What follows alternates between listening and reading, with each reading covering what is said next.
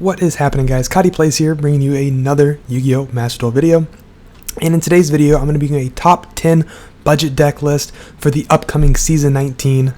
We are about 9-10 days out from the new season beginning, but I thought it would be a good idea to go ahead and get this video out there so everyone has ample time to prepare for the new upcoming season if you're planning on doing like a Master 1 climb with one of these decks. Or if you want to play something new, right? So I've done 2 of these videos previously on my channel, and they've been honestly the 2 most successful videos I've ever done on this channel. People seem to really like the idea of understanding like what budget means in a game like Master Duel, because it's very different than what budget is in like the TCG or the OCG. It's very difficult to determine what exactly quote-unquote budget is, because there are structure decks, there are promo packs that give you like a free Ash Blossom. Not really a free Ash Blossom, but you pay 750 gems, you get an Ash Blossom in 10 packs. It's really random, like what is quote-unquote free to play and what isn't. There's also certain either selection packs and secret packs, and sometimes packs are like in the shop, sometimes they're not. Sometimes Konami will release a specifically branded Despia pack that gives us all the URs and SRs for branded Despia, but we haven't got that yet for Sword Soul, but there's rumor is that it's like going to be coming. There's a lot of different variants when determining what exactly budget means. However, and I'm just going to go ahead and say this, no matter how I do this video, I'm going to piss some people off. Someone's going to be frustrated with how I'm doing, how I'm defining budget, or what I could do better. So I apologize if you think I'm doing this like the wrong way, but after some of the critiques from my last video, I've decided to do this one in such a way that I'm limiting myself to 600 URCP for my deck. So you might be thinking, okay, 600 URCP, that is a crap ton. It's 20 UR cards. But if you type in 600 URCP on the website, these are the only decks that pop up, right? And what I tried to do was I tried to expand outside of just like this list of decks. There is a little bit of overlap with some of these, because like a lot of times like this was one of my first reference points, was like, okay, what decks can I build out of this? What decks can I take that are traditionally more expensive than this and like optimize them in such a way to where I can still play them at a very, very high level under 600 URCP, potentially play some better decks, right? So on and so forth. Another thing, I've decided to leave off structure decks on this tier, on this top 10 list, and I've done that for like 2 primary reasons. The first one is we've got so many structure decks in the game now. This entire top 10 list could be structure decks because there's a lot of like really solid structure decks out there. And 2, there's like random URs you get from structure decks that would just like if we got a random UR in the future, like Fusion Deployment is what I'm thinking of. There's Fusion Deployments in the Cyber Dragon structure deck that's played in branded Despia. Like pretty much all the branded Despia decks are playing Fusion Deployment now, and this would be 90 URCP that we have to spend if this wasn't in the shop. So I want to try to make this list like outside of that to eliminate variance in the future of us getting like some random really good UR in a structure deck, because obviously that's a great thing. And do your research before you invest into a card. Make sure it's not in the structure deck somewhere, because you can get it a lot cheaper that way. So yeah, I hope that makes sense. I will do some honorable mentions that will include a lot of structure deck decks. So without further ado, let's go ahead and jump into those. So for some honorable mentions, these are not the only ones. These are the ones that have just like popped into my head. Pretty much all the cyber strategies. So we got Adamemancipator, Salamangreat, Mathmech, Marincess, but that might be on this list later. Maybe not. Sky Striker, Tri-Brigade, Punk. We got zombie cards.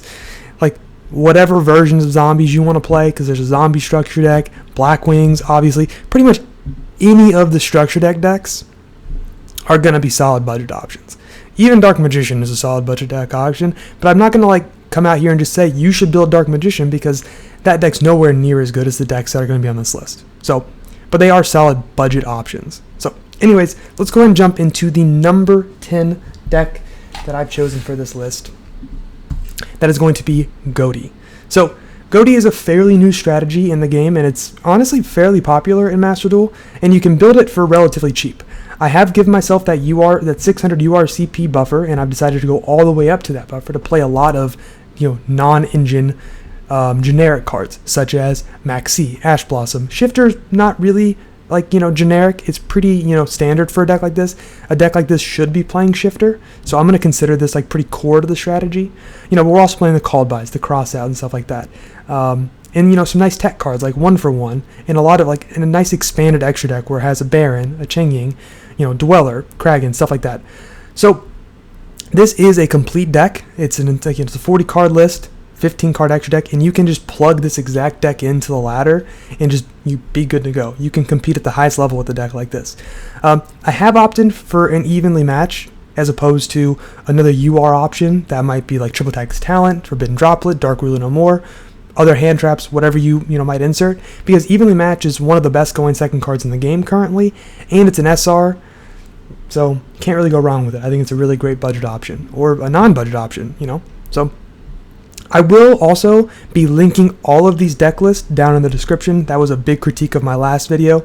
So if you want to check these decks out in your own view, and you can look at the different cards and stuff like that, you can do so. But you can also just visit the Master Duel Meta website, and find not only my list. Well, I'll link my list because my lists aren't going to be directly on the website. I'll link my list, but you can also look at other people's variations of the deck and see how people are building the decks for themselves.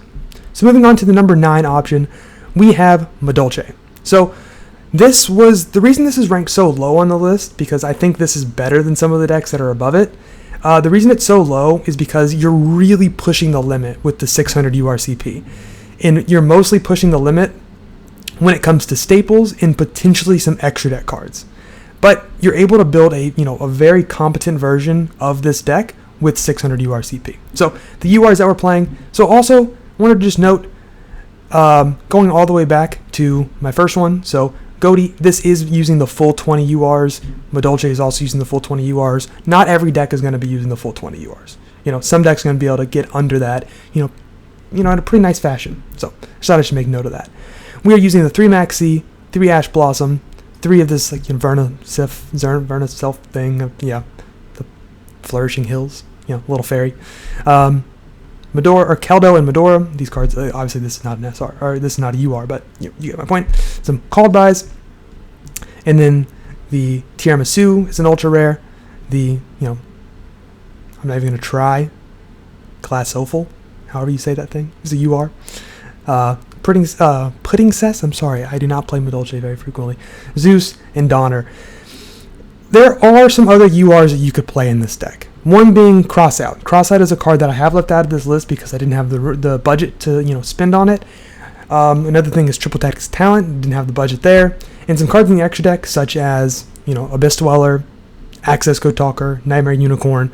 Some more generic really good extra deck cards like that are all options in deck lists if you have a little bit more resources to spend, or you've already invested in some of your staples and you have room to craft some more stuff. Right, whatever it might be.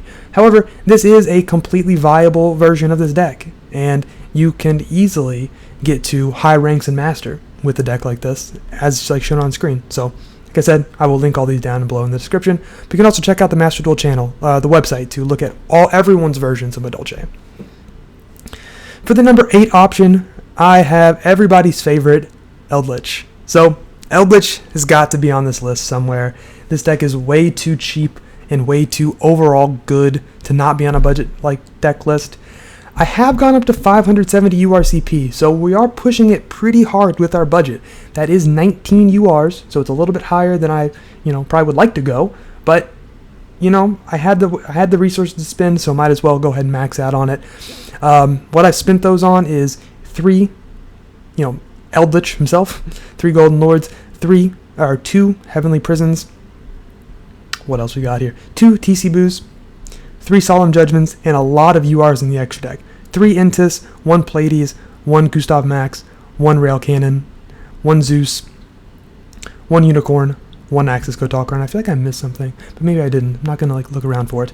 So, you do not need to spend 570 URCP to make an Eldritch deck viable. You really don't need 3 Eldritch. The reason I'm playing 3 of these is because Bestials are pretty prevalent in the format, and your Golden Lord getting banished is not fun. So you want to make sure you have plenty of Eldritch copies in your deck to be able to play through Bestials and stuff like that, because Bestials banishing if you get your Eldritch turned off and you don't have access to it, how are you winning the game? You need to like think about that, right? So in this iteration, I think 3 Eldritch is probably correct. In this current format, 3 Eldritch is probably correct, but this deck is also like getting to the point where it might be unplayable if Bestials are like super popular. So that's something to note. It's also a reason why it's so low on this list, but it's also like not super low on this list because it is incredibly cheap if you cut some of the extra deck stuff, because you really don't need the access code, the unicorn, the Zeus, and all this stuff. Like, you don't need all these cards. They're just nice little supplements if you have the resources to use them. What I would say is absolutely mandatory is at least 2 Eldritch, probably 2, Heavenly Prisons. Your Solemn Judgments, this card is unbelievable. TC Blue is not mandatory, but it's a great floodgate, so highly recommend it. But you can always use something like Shadow Imprisoning Mirror or Summon Limit as replacements for that. And then the extra deck it can pretty much be whatever you want. I do like Intis because it pairs very nicely with Dogmatic of Punishment, but there are also some more free-to-play options in Intis, such as like the Wind Pegasus. I think there's like a new Exceed in the most recent pack that you can use as one of these options. I don't know the name of it off the top of my head. I apologize, but it's definitely an option. You know what? We'll actually find it really quickly. I don't want to leave everybody hanging. I think it's a rank 8. Maybe it's a rank 7. So, sorry, we're doing a little improv here on the fly. It's not that. Oh, this is not good, guys. This is not good. It might be rank 8. Maybe I'm tripping here.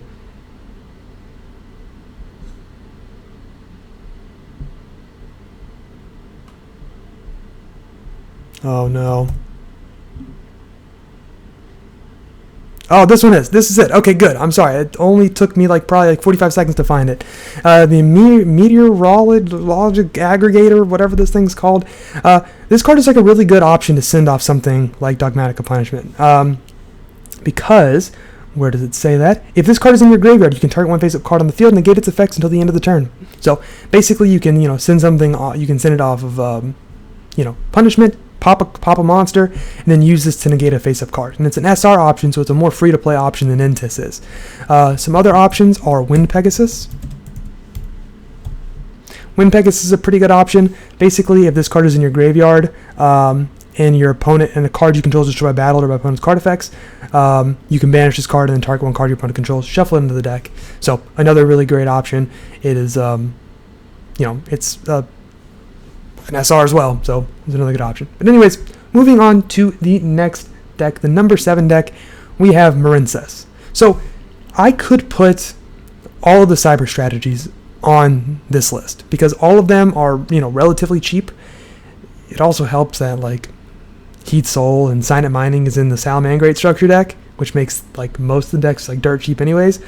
But I didn't want to put a bunch of the same decks on here because they're all very similar to one another. I didn't want the list to be filled with just cyber strategies like my last one was. So I've decided to choose just one. And if I had to go with one in the current format, I would go with Marincess. I personally think this is the best of the primary, 3 or 4, or the best of the primary 4 cyber strategies between it, Salamangreat, Adamemancipator, and Mathmech. Because Mathmech really struggles right now because of Bestials, Adamemancipator also kind of struggles because of Bestials. You can run into some problems with that. But also, you can't play... that deck struggles more because now outs to Arrival are way more popular than they were previously. And yes, this deck does run into that problem too because it does establish a pretty nice towers. But it's not this deck's only great line of play as opposed to Adamemancipator, which really has either that or the Firewall lines. Marincess is a bit more of a mid-range version of that. It's still pretty heavy combo, but you can also do a lot more things with your turn. And you have access to cards like Marincess Wave, which is actually absolutely insane. Cards like Zelantis, which can just absolutely destroy people's inboards. You can just get rid of their entire field basically and just lock them out with Zelantis. So it's a really cool combo. Overall, I think this is the best cyber strategy at the current time. So it's why we've gone with it. We are pushing the boundary. We are up to 600 URCP. That's including 3 Max, 3 Ash, 1 Magnemite, because I decided to put some Bystials in here, 3 Triple Attack as talent, the 2 Called Bys, the 1 Cross Out, 2 Imperms. We are playing Evenly Matched as like a nice SR alternative to some other UR options. You'll see this a lot, and this is a great SR card. It's one of the best just like generic cards in the game that's also in SR. Then for the extra deck, we've got a Dweller, Stealth Kragan, the Coral Triangle, the Aqua Argonaut, however you say it, and the Zealantis. So that does it for Marincess. Moving on to the number 6 spot, we have Umi Control. So everybody's favorite deck. Everyone loves these decks, me included. Just kidding, these decks kind of suck, but they are incredibly efficient when it comes to budget. We're only playing 13 URs in this deck, which is kind of insane. So the 13 URs are the Ocean Dragon Lord dude, the Mega Fortress Whale, 3 Triple Tactics Talent as my non-engine option. You could pretty much insert anything here you want. You could put in Dark Rulers, you could put in Forbidden Droplets, you could put Max Season, but I decided to put in Talents because Talents is good not only going first, but it's also good going second, and it's good against pretty much everything in the meta. And in a deck like this, you really don't play a lot of non-engine cards. You want to have like a lot of engine, because your engine kind of is the only way this deck can win, because if you don't have enough engine, this deck just kind of like falls apart. So I've decided to go with Talents and Evenly as my two cards, my 2 non-engine cards. These are flexible. You play what you want, like, you know. Then yeah, those are the only URs in the main deck. In the extra deck is where pretty much all the URs are, and you actually don't need to play all these. You don't need more than 1 Dweller. You really don't need this card, Silent Honor Arc. You really don't need 2 Stealth Kragans, but you know, I would like 2 if I'm playing this deck. 1 is kind of mandatory though. You don't need the Silent Honor Dark if you're, you know, not playing some of this other stuff. And yeah, so you can definitely get away with playing even less URs in a deck like this, getting it down to like 10 or so, give or take. And if you cut the Talents to play some more like SR options, you could get it down even lower. So overall, this is a great budget deck, but still middle of the pack when it comes to actual like power level. The next option is Adamemancipator, and this will probably surprise a lot of people that Adamemancipator is on this list, because generally we think of this deck as like incredibly expensive, because a lot of times we see like 60 card variations of this deck, and sadly a 60 card variation is not possible, but a 40 card variation is. So we are going up to 600 URCP, of course, but we're playing 3 Maxi, throw this on, 3 Maxi, 3 Ash Blossoms, 3 of like the Vernasil Flourishing Hills guy, or, well, fairy, 2 Called Bys, 1 Cross Out, 1 Dragite, 1 Baron, 1 Chang Ying, 1 IP, 1 Unicorn, 1 Apollo, 1 Appaloosa, 1 Axis Good Talker, and 1 Underworld Goddess. Other than that, this is a very standard Adamemancipator deck. Like, you know, we're playing 9 non-engine going first / going second cards in Maxi, Ash Blossom, and Evenly, which is of course a common theme here to make sure we're like within our budget. But you also have like plenty of engine here. Like, you have the entire deck. You really don't need any more than this. You could even get away with playing around these numbers a little bit. You might be able to play a few less of the Vernaself cards if you don't have the resources for them. They are very good, and I would recommend playing them at 3 if you have them. But if you don't have like the resources, you could like, you know, drop this down to 2 and then play, you know, another Revival Golem, another Tackle Crusader, so on and so forth. There's a lot of different options you can do with a deck like this, and that's why Adamemancipator is so cool, because this deck usually plays like anywhere from 40 to 60 cards, so there's plenty of options. You can also play the Ishizu cards if you have the resources for them or already have them crafted because you have tier or something, right? They work fantastic in this deck. But anyways, moving on to the number 4 option, we have Rika.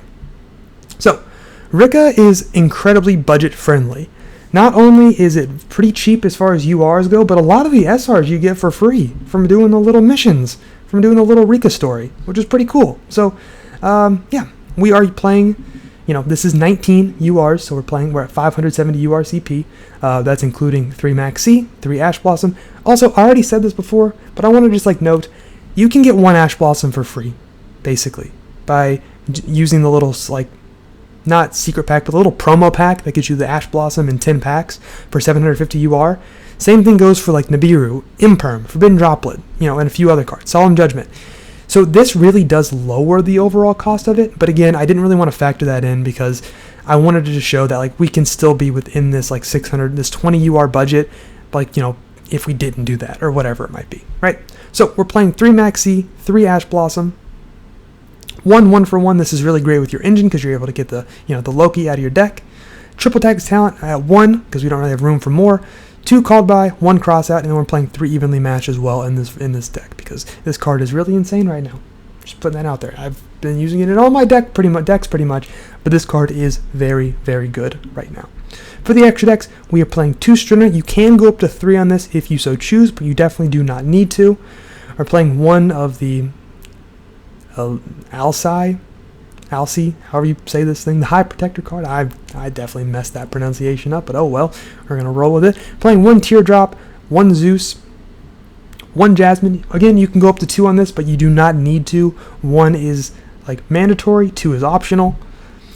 1 Sylvan Danceapone thingy, and then 1 Melius. So other than adding in another Strina, another Jasmine, maybe some more talents, this deck is like basically exactly where you'd want it to be, and you really wouldn't want to add any more URs anyways.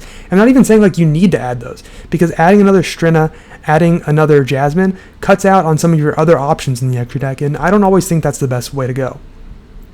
In the main deck, you can definitely you could also cut cross out or cut called by for more talents if you like talents more than those cards. The reason I didn't in this deck is because this deck in particular, it plays decently under Max C, but it doesn't play as good under Max C as like other decks might. So I do like having the hard counters to Max C and Ash Blossom and Called By. So that was kind of just my thought process there. But anyways, moving on to the number 3 deck, we have everybody's next favorite deck, Fluunderes.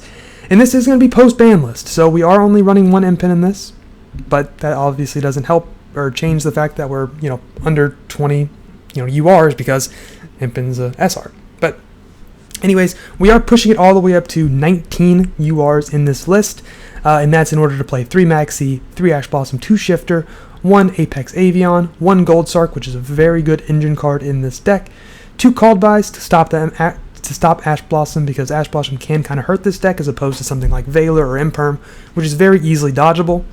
The 3 Advent of the Adventure. Playing 2 Imperms, you can substitute this out for other stuff if you might want to. And then for the extra deck, we're playing 1 Zeus and 1 Anima, which I do think are both fairly mandatory in this deck. Other than that, we're just filling it with some random cards that we don't really mind if they get banished off of Pot of Prosperity and Pot of Extravagance. We just have plenty of copies here to not have to worry about our cards we need getting banished.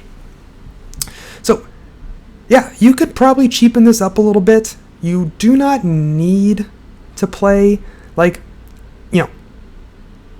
all these different staples. You can substitute these out for some other stuff. You don't need to play Called By. You can play Book of Moon instead. Book of Moon is a very nice alternative to it. However, Book of Moon doesn't stop Ash Blossom. It stops Effect Valor, it stops Imperm, stuff like that, but it does not stop Ash Blossom. So overall, I think Called By is just better as far as offensively goes. Defensively, Book of Moon is a fantastic option. But despite that, maxing out on this thing a little bit, we are only at the 19 URCP, so we're within our budget. Moving on to the number 2 deck.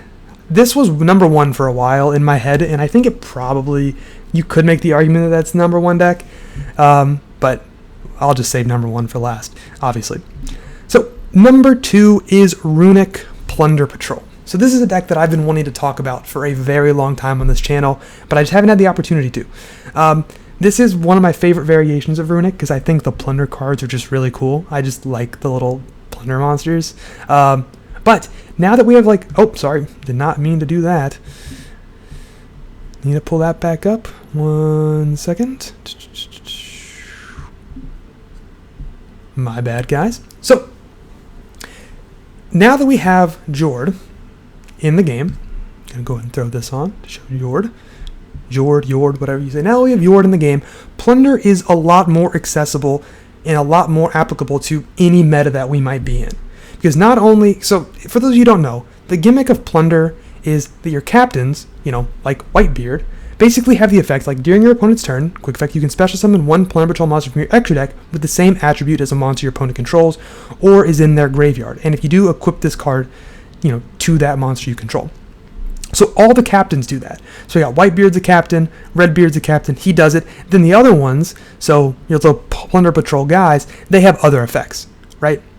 So I'm not going to go into details about like what exactly they all do, but that's essentially the gimmick, is you use your captains to access your extra deck by using your opponent's resources. You don't actually use their resources, but you use the monsters they have on their field or whatever it might be to access your extra deck and then to go into your plays more frequently.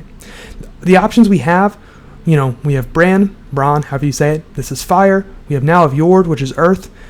We have, Moark, which is dark. We have, Blackbeard the captain, which is a water. And we also have Liss, which is a light.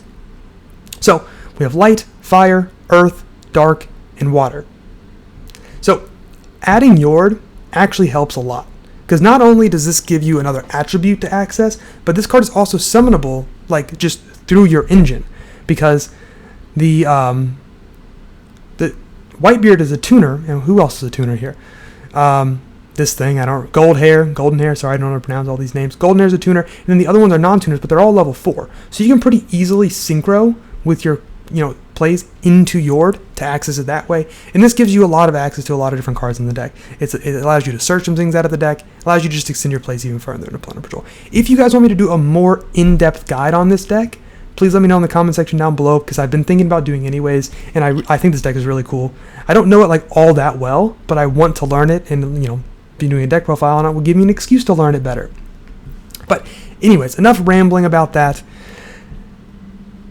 The reason we're playing this version as opposed to other runic versions is because the other runic versions are incredibly expensive. So I did the math on all of them, and Runic Sprite comes out to about 24 URs. Runic Furhire comes out to about 27, and Runic Naturia comes out to about 24. Whereas Runic Plunder only comes out to 17, because we're playing the 3 Max C. We're playing 2 Kaiju Interrupted Slumber, which I'll talk about in a second. 1 Shipyard, because you don't need more of these in this deck, because we're also playing the 2 Fountains, the 2 Tips, 2 Hugins, 1 Munin, 1 Yord, and 3 Blackbeard. So that brings our total to 17 URs, and the reason we're going with Kaiju Slumber and some Kaijus as our generic non-engine options is because they're really cool in this deck. If you are able to Kaiju one of your opponent's monsters, you can give them an attribute that you can then use to go into your extra deck. The Sticky Kaiju is an earth. Radian is a dark. Obviously Gamma Seal is a water. And then the Thunder King is a light. Thunder King, the Lightning Strike Kaiju, is a light. You don't need to play this one if you don't want to. This is the one that's kind of cuttable. You really should probably be playing these 3, but I decided, I had room, and I just wanted to play a 4th target, and I thought the light one would be a decent option to do. You could do the fire one if you so choose, but it's also a UR, so kind of avoid that. And then Kaiju into Slumber is great because it's not only a board breaker, but it puts the monster you want on your opponent's field. And then you can make your Plunder Patrol plays from there. These cards also have incredible synergy with the Runics, because you can summon out of Fangs, and you can synchro into your Yord, or you can you can go into Hugin, and you can extend into some other places. You can go into a Coral Dragon, whatever it might be. So overall, this deck is really cool. It works really clean with the Runic cards, and it's just a great budget option, because not only are the Runic cards amazing, but also the Plunder cards are really solid. So yeah, I talked about this deck a lot more because I was very excited about it, and I am very excited about it. So anyways, moving on to the number 1 budget deck in the game. I've left this off my other list, but I could not leave it off anymore. It is True Draco. Everybody's favorite stun control decks. I don't think this is the best deck on this list. I actually think Runic or Rika or Adamemancipator or maybe Flunder is the best deck on this list. But you cannot deny this deck is dirt cheap, because you don't need an extra deck. You literally do not play an extra deck because of this broken card, the Monarch's Erupt. Basically, activate this card if you have no cards in your extra deck and control a Tribute Summon monster, which obviously tribute summon all these. Then negate the effects of all face-up monsters on the field, while those monsters are face-up on the field, except tribute summon monsters. So basically, it's a skill drain for everything that's not yours. That's stupid. Then during the end phase, if you control no tribute summon monsters, send this card to the graveyard. So the gimmick here is basically you just don't play an extra deck, and you can lock your opponent out of everything, all monster effects, which is really stupid. So, the only URs we play in this deck are Solemn Judgment. Literally 3 Solemn Judgment, and that's it. And one of these is free to play. Like, one of these is super free to play because you can spend the 750 gems to buy the little secret pack thingy. Not the selection pack, not the secret pack, the promo pack, whatever it's called, to get this, and you really don't have to, like, craft 2 of them, which is stupid. Like, this deck is dirt cheap, and it's, incredibly toxic. So, if you want a cheap option, this is a really good way to go, unfortunately. As much as I hate it, and as much as I hate telling people about it, it is probably the best budget deck in the game. Anyways, guys, thank you so much for tuning into this video. If you enjoyed it, let me know in the comment section down below, like, what videos you'd like to see in the future. Also, let me know down in the comment section below what I got wrong, because I know you're all going to tell me. I know I got plenty of stuff wrong on this list. I know I probably didn't do the budget how you would have liked. I know I probably left your deck off of here, or I probably put a deck on here that you didn't think should be on. So let me know in the comment section down below, and I'll argue back with you, because I actually have a lot of fun doing that. But anyways, all jokes aside, thank you guys so much for tuning in the video. Hope you have a great rest of your day. Peace.